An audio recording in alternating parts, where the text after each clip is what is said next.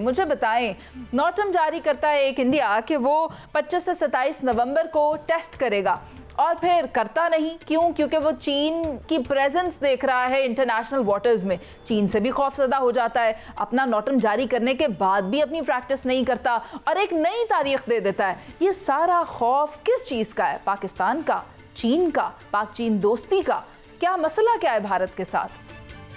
देखिए, भारत को जो मार्का है यहाँ पे जो एक इब्रतनाक शिकस्त हुई है इतनी बड़ी फौज को, और इतने नारे लगाते थे कि पता नहीं हम ये कर देंगे, हमारे पास राफेल जहाज आ गए हैं। पहले कहते थे राफेल जो आकाश राफेल होते अब आ गए हैं, तो इन्होंने कौन से तीर चला लिए और 6 से 8 घंटे में घुटने टेक दिए। जिस तरीके से पाकिस्तान की एयरफोर्स में, पाकिस्तान की मिलिट्री ने इनका बुरा हाल किया है। तो I think now they are more worried कि पाकिस्तान और China they are iron brothers, और चाइना की टेक्नोलॉजी को पाकिस्तान ने जिस एहसन तरीके से, प्रोफेशनल तरीके से उसको ट्रेनिंग हासिल की, ऑपरेशन ट्रेनिंग की, ऑपरेशनल एक्सेस की और परफेक्शन की, और उस परफेक्शन को उसी परफेक्शन तरीके से इंडिया के खिलाफ इस्तेमाल किया, that speaks volume of thing. मतलब ये है कि पाकिस्तान के पास जो चाइना की इक्विपमेंट है ये दुनिया में लेटेस्ट है। पाकिस्तान की एयरफोर्स, पाकिस्तान की मुसल्लह फ़ौज, उनकी महारत है उसके ऊपर अबूर है, they are very well trained, चाहे वो साइबर वारफेयर और इलेक्ट्रॉनिक वारफेयर हो या जो आपके एयरफोर्स ये J-10 और J-17 थंडर की बात करते हैं। So India is not scared. फिर पाकिस्तान ने भी आपके सामने एक नया मिसाइल, एंटी शिप मिसाइल भी बना ली है, जो नेवल शिप बना ली है, जो ग्राउंड में भी इफेक्टिव हो सकते हैं और समुद्र में जहाज़ों के खिलाफ भी होते हैं। जो बार बार ये नारे लगाते थे कि विक्रांत हमारे पास है, हम इसको कैरियर को पता नहीं क्या कर देंगे। Now they will not dare bring it into their own waters. जिस दिन बाहर निकलेंगे समुद्री दूध से, उसी दिन ये डूबेगा, हम इसको एंटीशिप मारेंगे। पहले भी हमने लोड किया था, ये भाग गए थे। तो ये इनकी हालात हैं, इसलिए इनमें हिम्मत नहीं। अभी उन्होंने त्रिशूल एक्सरसाइज की है ना, हमारे सब समुद्री दूध के पास क्या करिए, nothing. They wanted to create a hydra but they could not do. तो I think now they are not in a position to any misadventure. Haris Nawaz साहब, आपने जिस INS विक्रांत की बात की, इन्होंने तो वो भी उतारा था पानी में, और फिर उसके बाद जब इन्होंने देखा कि पाकिस्तान की बहरिया चाको चौबंद है, तो उन्होंने उस INS विक्रांत का, जिस पर ये बड़ा मान करते हैं, उसको एक यू टर्न दिलवा दिया। एयर मार्शल रिटायर्ड हमारे साथ मौजूद हैं शाहिद अख्तर साहब। आप मुझे बताएं कि एडमिरल की गुफ्तगू आपने सुनी, इंडियन एडमिरल की, और ये गुफ्तगू उसने की बरहमा रिसर्च फाउंडेशन कॉन्फ्रेंस में, और क्या क्या कंसर्न्स थे, छोटे छोटे उसके कंसर्न्स, छोटी छोटी उसकी ख्वाहिशात सुनी होंगी आपने। मुझे बताएं क्या कह रहे हैं।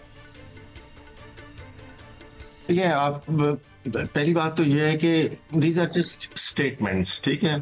ये एक नॉर्मल इवेंट है जो एक कोर्स ऑफ हिस्ट्री में चलते रहते हैं। हुआ ये है कि भारत को जो मार्का है हक में, इसको जो सेटबैक उठाना पड़ा है, उस सेटबैक की वजह से इसकी रीजनल लेवल पे बड़ी सुबकी हो गई है। तो भारत जो कि एक इमर्ज कर रहा था एक स्ट्रॉन्ग मैन और एक रीजनल हेजेमन के तौर पे, तो उसको कोई चैलेंज एज सच दिखाई नहीं दे रहा था, और अमेरिका भी उसको प्रॉप अप कर रहा था कि वो हो जाए। लेकिन उससे जो उसकी सुबकी हुई है, प्लस एक बहुत बड़ा लेसन बांग्लादेश में मिला है कि जिस लीडर को ये हमेशा से आगे करते थे, उसी को मौत की सजा सुना दी गई है। नेपाल जो है वो ड्रिफ्ट हो चुका हुआ है, तो इनके हाथ में अपना जो नेबरहुड है वो चला गया है। अब नेबरहुड जाने की वजह से जो इनकी रीजनल सुप्रीमेसी है वो खतरे में आ गई है। बाकी जो इनका एक ब्लू वाटर नेवी बनने का प्लान था, और जो जिस लाइंस पे ये जा रहे थे, जिसमें ये एयरक्राफ्ट कैरियर भी ले रहे थे, और बाकी टेक्नोलॉजी इतनी तेजी से इवॉल्व हुई है कि ये सारे जो एक ड्रीम्स थे, ये ड्रीम्स अब तो उसके पीछे रह गए हैं। वो इसलिए कि इतनी तेजी से anti ship long range missile बनने शुरू हो गए हैं।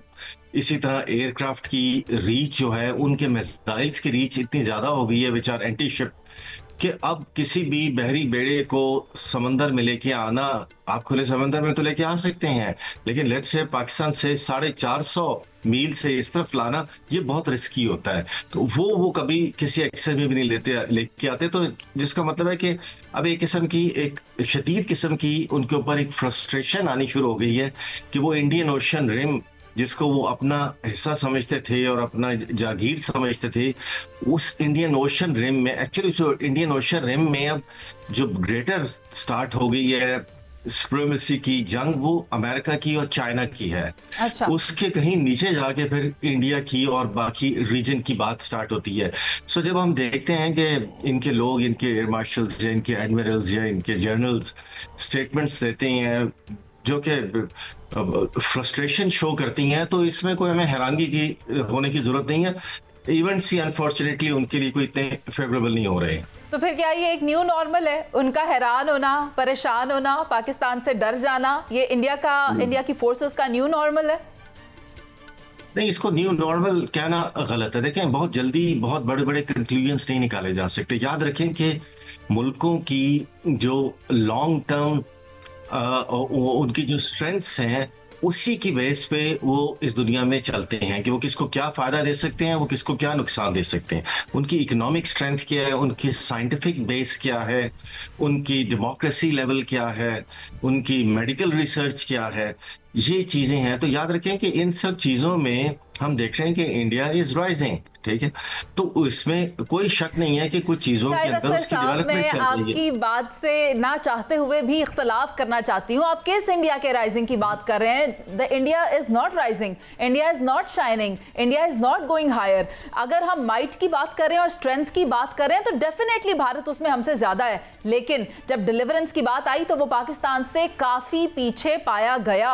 और पाकिस्तान का और इंडिया का मिलिट्री बजट का मवाजना करके देख लें, हमसे 10 टाइम्स ज्यादा है वो, और हर तरह से पाकिस्तान से आगे हैं। टेक्नोलॉजी में आगे होंगे, जमहूरियत में आगे होंगे, मगर डिलीवरेंस में वो पाकिस्तान से बहुत पीछे हैं। और जिस तरह की आप बात कर रहे हैं कि इनके अंदर एबिलिटी ज्यादा है, डेमोक्रेटिक ज्यादा है, तो आप देख लें कि वो अपने इंतखाबात में भी पाकिस्तान के खिलाफ जंग का नैरेटिव सेल करके वोट कैश करते हैं। और इसी तरह बीजेपी का बयानिया हमेशा से यही रहा है। ये हमारे साथ मौजूद हैं भट्ट साहब। मैं चाहती हूँ भट्ट साहब से भी आर्ग्यूमेंट ले लूँ। भट्ट साहब, आप बताएं, इंडिया पूरी तरह से घिर चुका है और चीन से थ्रेट महसूस कर रहा है, दूसरी जानिब पाकिस्तान को लेकर वो 24/7 अलर्ट है। मुझे बताएं कहाँ जाएगा भारत?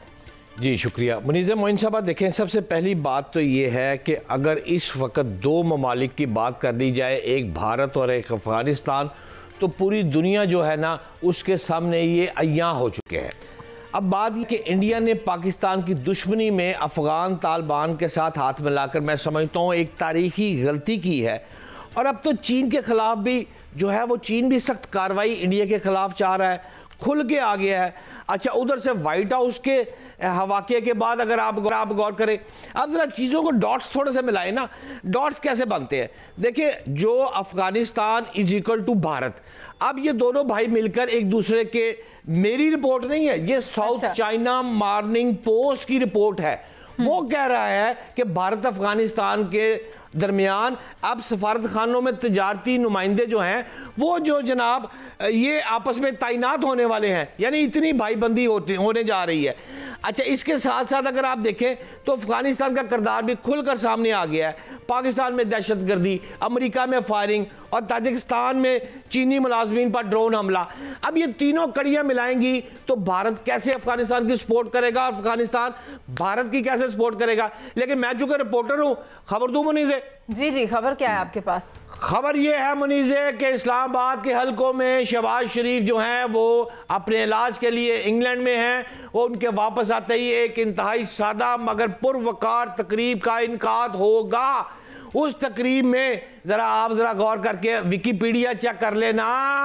विकीपीडिया के सफ़े पर आसिम मुनीर साहब कि तमाम तस्दीक शुदा तौर पर चीज़ें दर्ज हो चुकी है, होनी नहीं है, विकीपीडिया पर दर्ज हो चुकी है। विकीपीडिया ने लिख दिया है प्रमोशन प्लस अपग्रेड नोटिफाइड हो चुके हैं। जब वो नोटिफाइड हो चुके हैं तो फिर उनको अब मिलनी है एक स्टिक, कमांड स्टिक। उनके पास माशाल्लाह वैसे पहले भी स्टिक के एक दो है, आर्मी चीफ की है, फील्ड मार्शल की है, लेकिन अब जो कमांड स्टिक मिलेगी तो मैं आपको वाज़ेह कह रहा हूं, ये एक बिजली की तरह ये एक तकरीब मुनक्कद जिस दिन हो गई ना, ये कल या परसों 2 दिनों में तकरीब हो जानी है। अब इसके साथ अफगानिस्तान और भारत का आप देखिएगा एकदम ग्राफ गिरेगा, मोराल डाउन होगा।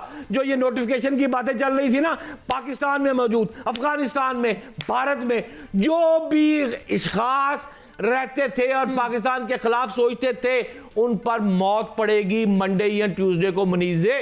शहजाद हुसैन भट्ट साहब, मैं आपकी बात को खुशाइंद समझती हूँ, लेकिन आपका जो सोर्स है विकीपीडिया वो क्रेडिबल नहीं है। आप विकीपीडिया के ऊपर खुद भी लिख सकते हैं कि शहजाद हुसैन भट्ट साहब वज़ीर आज़म पाकिस्तान है, तो विकीपीडिया एक क्रेडिबल सोर्स नहीं है। हाँ, जिसका मैंने नाम दिया है ना, उस पर लिखने के लिए इतना कलेजा चाहिए जो हम चारों के पास नहीं है। बात खुशाइंद है और यकीनी तौर पर पाकिस्तान को जो फतह मुबीन नसीब हुई उसके बाद ये एक अच्छी बात है। लेकिन शाहिद अख्तर साहब से मैं पहले बात कर रही थी और मैंने उनकी बात से इख्तलाफ किया था, मैं उनका जवाब भी लेना चाहूँगी। और साथ साथ सर मुझे ये बताएं कि जो एडमिरल हैं इंडिया के, उन्होंने कंसर्न जाहिर किया है बड़ी तादाद में असलहा खरीदा जा रहा है दूसरे ममालिक से और वो उसे थ्रेट कंसिडर कर रहे हैं इंडिया के लिए। उसको आप कैसे देखते हैं?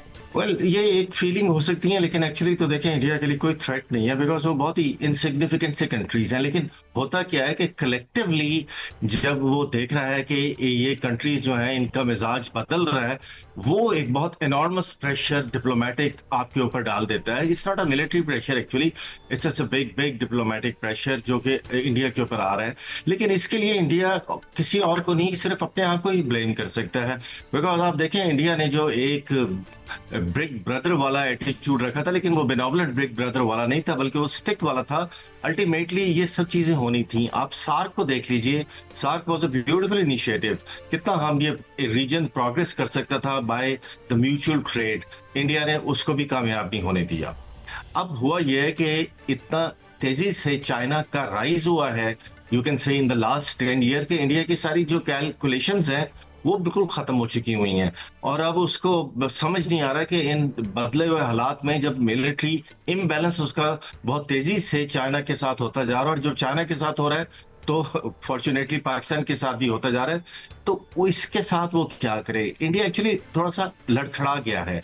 जब आप इस किस्म के स्ट्रेटेजिक मैटर में इम्बैलेंस हो जाएं एक बार, then it takes a long time for you to regain that balance. तो इंडिया को इस वक्त बैलेंस रीगेन करने का एक इशू है, वो आ रहा है। और मैं सॉरी लास्ट बात कहूंगा, आपने मेरी बात से इख्तलाफ किया, आप जरूर इख्तलाफ कीजिए, लेकिन याद रखिए कि हकायक से हम जज्बातियत में आके मुंह नहीं मोड़ सकते। हमने सारी उम्र जंग ही नहीं करते रहना चाहिए। हमने जंगों में नहीं लोगों को हराना है, हमने अमन में हराना है लोगों को, विदाउट प्रोग्रेस, विदाउट प्रॉस्पेरिटी। ठीक है, तो आप उसके लिए उसके जो फंडामेंटल्स हैं उसको हमें स्ट्रॉन्ग करने की जरूरत है। अगर हम सिर्फ जंग के फंडामेंटल्स को स्ट्रॉन्ग करेंगे तो हमारी इकोनॉमी भी ड्रेन हो जाएगी, इंडिया की भी ड्रेन हो रही है, बाकियों की भी ड्रेन हो रही है। आप दुरुस्त कह रहे हैं। तो, और अमन की हमारी ख्वाहिश को अगर वो हमारी कमजोरी समझ बैठे तो फिर उसका जवाब तो हमें देना है ना, पाकिस्तान के अफवाज ने देना है ना, और दिया भी था और उन्होंने देखा भी था। हारिस नवाज साहब हमारे साथ हैं। सर मुझे बताएं, रूसी सदर का जो दौरा भारत है उसको लेकर इंडिया में काफ़ी तशवीश पाई जा रही है और काफ़ी कंसर्न्स हैं इंडियंस के, कुछ मायूस भी दिखाई दे रहे हैं। तो इनके दरमियान क्या कोई डील क्रैक होगी? क्योंकि अगर मैं इंडिया के बेशतर डिफेंस सिस्टम की बात करूं तो वो रूसी साख्ता है, लेकिन फिर मायूसी की लहर क्यों पाई जा रही है? देखिए, बेसिकली प्रॉब्लम यह है कि India is in a fix. अगर प्रेसिडेंट पुतिन से वो डिफेंस डील करते हैं, जैसे वो दोबारा S-400 और लेना चाह रहे हैं, ऑर्डर दिए हुए हैं, कोई 30 जो है रशियन एयरक्राफ्ट हैं वो लेना चाह रहे हैं, अगर ये लेते हैं तो आप मुझे बताइए कि क्या अमेरिका खुश होगा? अमेरिका ने भाई यही प्रेशर डाला है, बिकॉज दे वांट के जो इनका डिफेंस बजट है वो should be spend on American, और वो F-35 उनको देना चाहते हैं और मिसाइल देना चाहते हैं, एयर डिफेंस सिस्टम देना चाहते हैं। ज़ाहिर उनकी असला की मार्केट है, ये वजह है। और इसलिए इनके जो डिफेंस सेक्रेटरी हैं उन्होंने बड़ी क्लियर बात की है, तशवीश का इज़हार किया कि हमें जो हमने पहले से बुक किए हुए S-400 वो में नहीं मिले हैं, हमें इसको 30 जो है जहाज़ वो में नहीं मिले हैं, ओवरऑल डिले हो चुका है। और जाहिर है कि रीजनदार के रशियन यूक्रेन वॉर में एम्ब्रॉयल हुए हैं, फंसे हुए हैं उसके अंदर, उनको वो मौका नहीं मिल रहा वो प्रोडक्ट डिलीवर करने का। इधर वो आएंगे तो यही बातें इनकी डिफेंस इंडस्ट्री के लोग करेंगे, एयरफोर्स के लोग करेंगे, ये ग्राउंड फोर्सेस की बात की जाएगी। ये चीज़ें मसाइल हैं जिसकी वजह से ये तशवीश का इज़हार कर रहे हैं और बहुत मुश्किल होगा। मेरे ख्याल में ये दौरा बिल्कुल कामयाब नहीं होगा। ये जो सदर पुतिन भी चाहते हैं दौरा अच्छा कामयाब करने का, कोई डील्स करने का, वो भी नहीं हो सकेगा, बिकॉज अमेरिकन और इन 50% टैरिफ पहले रखे हुए हैं। सेकंड, उस पर इल्ज़ाम लगा हुआ कि ये रशियन ऑयल सस्ता लेके रिफाइन करके बहुत महंगा बेच रहे हैं, वो उन्होंने उनको रोक दिया है। तो इन चीज़ों को देखते हुए ये दौरा मेरे नहीं ख्याल कामयाब होगा। और उसने डिफेंस सेक्रेटरी खुद का तस्वीर कहता है कि शायद वो बात ना हो सके जो हम चाह रहे हैं, तो American are watching it very critically. American चाहते हैं कि उनका ये वेपन इक्विपमेंट खरीदें जो उनके पास पहले भी है थोड़ा, लेकिन बहुत कम है। ज़्यादा उनके पास फ्रेंच और रशियन है। तो इस कॉन्टेस्ट पे ये दौरा काफ़ी डिफिकल्ट नजर आता है। तो फिर आपको क्या लगता है कि अगर हम ये कहें कि this is the time for Pakistan to flex in the region, तो ये गलत ना होगा? Pakistan has already become a regional stabiliser. India is totally isolated. India जन ब्लेंडर और अपने आप को ओवर एक्सपोज कर दिया, अपने कन्वेंशनल फोर्सेस को, अपने दूसरे फोर्सेस को और अपने कमांडर्स को। ट्रूप्स का कमांडर पे ट्रस्ट नहीं है और इसकी वजह से बहुत बुरा उनका हाल हुआ है। चाहे कश्मीर की बात कर लें या हमारे पाकिस्तान एयरफोर्स को देख लें, कैसे उन्होंने उनको सॉर्ट आउट किया है। ग्राउंड में उनके S-400 उड़ा दिए हमने, ब्रह्मोस मिसाइल उड़ा दिए, उड़ी के एमिनेशन डंप उड़ा दिए, सारे हमने उनको काफी और एयर बेसिस उड़ाए हैं, बहुत नुकसान किया। और अभी भी इंडियन नोज कि कॉन्टीजेंसी 2 और 3 में हमने इस तरह का प्लान किया हुआ है कि इनका 60 से 70% इकोनॉमिक और मिलिट्री लॉस होगा। All refineries will be gone. ठीक है। उसके बाद साइबर अटैक हमारा अलहदा होगा। इंडिया का एक इंच एरिया हमारी मिसाइल रेंज में है। ठीक है। इंडिया के इंच एरिया। नवाज साहब आप दुरुस्त फरमा रहे हैं, मगर मैं बात सिर्फ इतनी करना चाहूँगी कि भारत जो बड़ी बड़ी डींगे मार रहा था, बड़े बड़े दावे कर रहा था, और अभी जो इन्होंने टेस्ट करना था, नोटम जारी किया था कि हम 25 से 27 नवंबर में कोई मिसाइल टेस्ट करेंगे, आप देखें कि उसको भी रीस्केड्यूल कर दिया गया। सिर्फ बातें कर देने से, महज बड़े बड़े बयानात देने से तो फतह नहीं मिलती, लेकिन उसके लिए काम भी करना पड़ता है। लेकिन अब वही बड़े बड़े बयानात और वही स्टेटमेंट्स भारत के अपने लिए हजीमत और शर्मिंदगी का सबब बन गए।